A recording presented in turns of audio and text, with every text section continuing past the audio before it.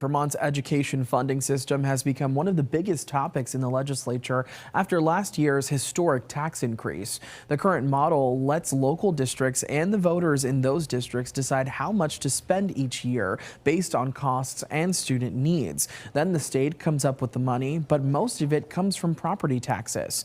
The system that we have now comes from years of work to address educational inequity. In 1997, Vermont passed the Equal Educational Opportunity Act. This was what pooled all school tax money into the state education fund. The goal was to share funding responsibility across all towns so more rural or property poor communities didn't lose out on quality education because of lower tax revenues. Then 10 years ago, the legislature passed Act 46, which required some school districts to merge and form union districts. The goal of that law was to consolidate and reduce costs while again providing quality education for students that come from smaller, more rural communities. But school spending and tax rates continue to go up, as we saw last year. So Governor Scott wants to overhaul this model by creating 5 major districts and adopting a foundation model, which would give districts a base amount to spend per student. We sat down with Jay Nichols, the executive director of the Vermont Principals Association, to learn how members of the school community are reacting to the proposed changes and what they hope to see if this proposal does move forward. By Vermont standards, mega districts is a big step. That might be a bridge too far for some people. I do worry about the scale a little bit. I worry about schools on the outskirts of these bigger districts not feeling as though they have representation at the board level. And I worry about schools and communities not feeling like they're being valued. But I do applaud that the governor came forward with a plan. For the last few years, we've complained that he's basically said lower property taxes without any means to do that and hasn't addressed cost drivers. And I will point out that we still haven't addressed cost drivers. One of the biggest is health insurance.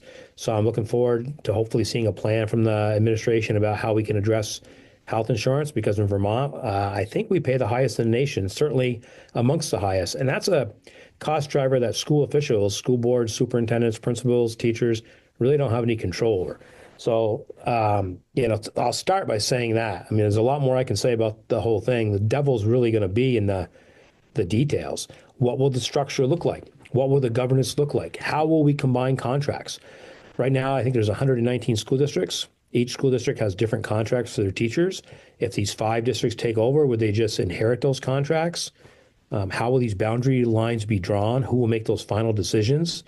The governor has a plan, but obviously the General Assembly is going to have to weigh in on what makes the most sense across the state. So that's those are my first thoughts. So the governor talked about the concept of using one-time funds to take care of a projected, almost 6% education spending increase. We think that's a great idea. We think that if possible, if we can keep people's taxes flat, that would be good. Last year, we saw a lot of budgets go down, most in history. However, last year was a very unusual year in that a lot of things happened at the same time. The ESSER funds went away. We had, again, historic increases in health insurance costs. And we had districts that were coming back from a pandemic that were really seeing lots of needs, especially in the mental health arena. And schools were stepping into that void that wasn't being met for kids through the mental health system. And that's not anybody's fault, but schools were seeing kids in need and they were providing resources to try to help those kids so they could be successful in school. So I think a lot of funds were spent that way as well.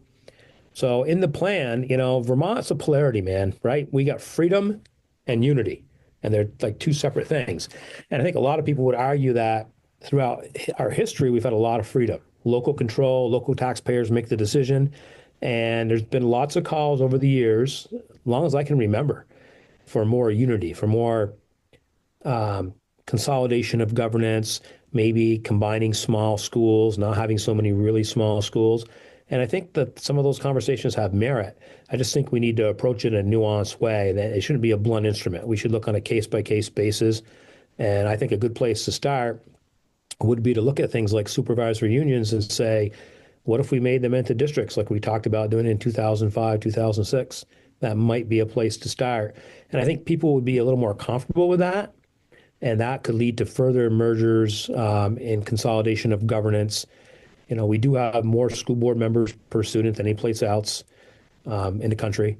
And certainly that's something that we should look at. We need to have a little bit better scale perspective, I think. We don't need to be micro local control, but Vermonters value their input to public education, and I don't want to see us lose that either. I'm just curious if you've heard anything from, school members and parents and families about what this may mean for them and their children. Oh yeah, there's certainly a lot of fear out there, but a lot of that fear is related to uncertainty. So first of all, the governor came forth with a proposal, and I want to thank him for that because I think that's leadership. And I do think that when you come forward with a proposal, you understand that there's going to be some criticism of that proposal, some pushback. And I think it's our job, the General Assembly and the education organizations and people in Vermont communities to push back where it makes sense. And usually the answer is somewhere in the middle, right? That there will have to be some type of compromise to make these decisions. People are worried about really small schools closing. And I think in some cases, there's really small schools that are not able to have the economy of scales to be efficient or to provide the resources that their kids need, especially in the middle school and high school level. So we may actually have to close some of those schools.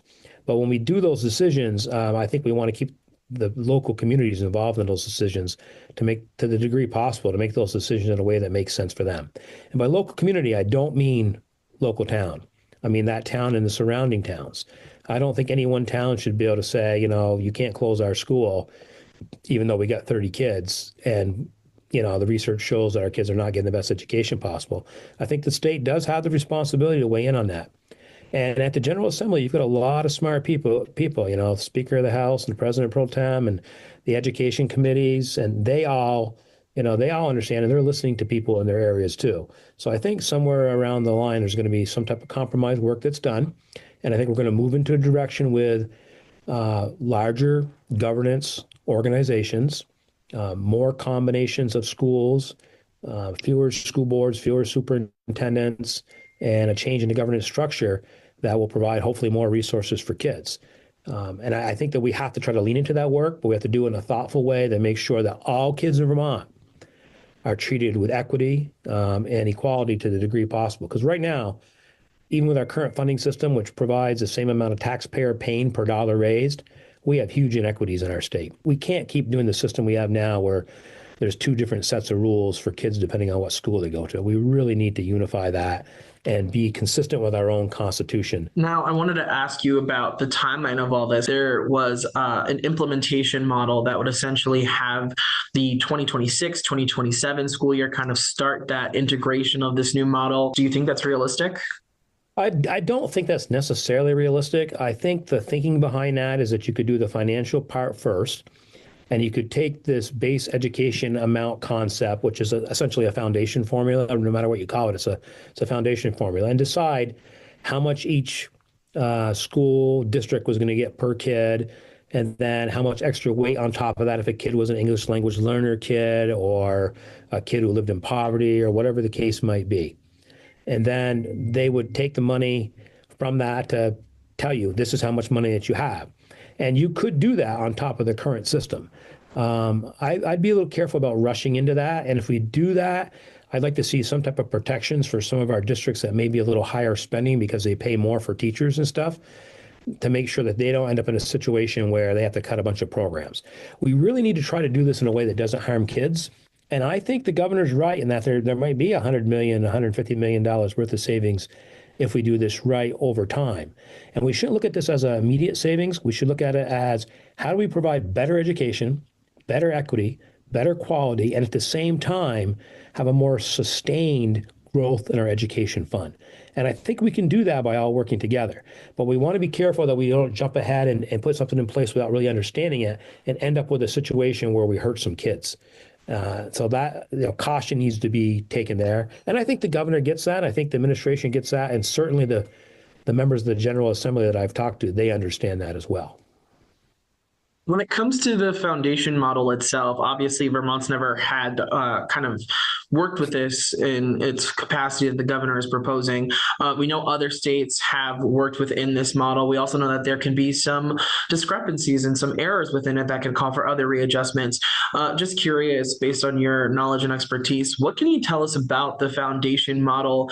And is there anything that we should be kind of weary of as we go into it and try to avoid so that way we don't see any larger issues down the line? Well, we used to have a foundation formula before Act 60. And the way it worked back then was each town paid based on their municipality and their grand list, and it was a foundation formula. The model that's being proposed now is similar to what a lot of other states have, and you get a certain amount of money per kid, and then there would be pupil weights on top of that. What's happened though in some states that have had the foundation formula is it's been really unsuccessful because the general assemblies or the governor in their next budget 2 years later have not increased. So the example I always think of is Alaska. I know a couple of people that are principals in Alaska, and they went like 7 or 8 years in a row without increasing the amount that was the base education amount. And so what happened was poorer school districts had to cut services for kids. The richer school districts, they were allowed to raise money on top of that, and those school districts that had lots of oil money and stuff didn't hurt them at all. So the disparities in Alaska really grew. We need to make sure that in Vermont we don't allow that to happen. And the way to do that is make sure if we go to a foundation formula that the base education amount truly is enough to fund, not adequately, but to sufficiently fund high quality educational programs. And then we need to make sure that in the law, there's an automatic inflator in there, a cost of living inflator or a NEEP type index that goes into effect every year so that we're keeping up with the cost of living and that we're making sure that we're not underfunding public education. Because to be honest, many states have used a foundation formula to underfund public education, and you end up with disparities like we see in places like Mississippi. I think we have enough good thinkers in Vermont that we hopefully wouldn't allow that to happen, but that's certainly a concern that we need to be thinking about and make sure that whatever the base education amount is, it's more than sufficient, err on the side of taking care of kids, and then that there's an inflator every year that keeps up with the cost of living. Because I mentioned health insurance. Inflation's been a real drive on school budgets across the country too, and Vermont's not an exception to that. Before we wrap up, is there anything else that you want to talk about, maybe shed a little bit of light on that we didn't get to that you think is important to mention as we start to kind of embark on this journey? I know, the governor essentially just put out this plan in its detail, and there's obviously a lot of kinks that need to be worked out as we move forward.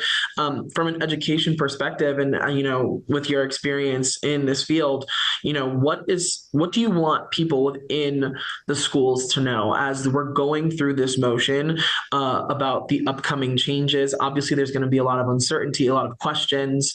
What do you want folks at home to know? Well, the first thing to know is stay involved, stay informed, find out what's going on and how it may impact your local community and your local school. Be involved, ask questions. And remember, we've got a concept of a plan, which is perfectly fine.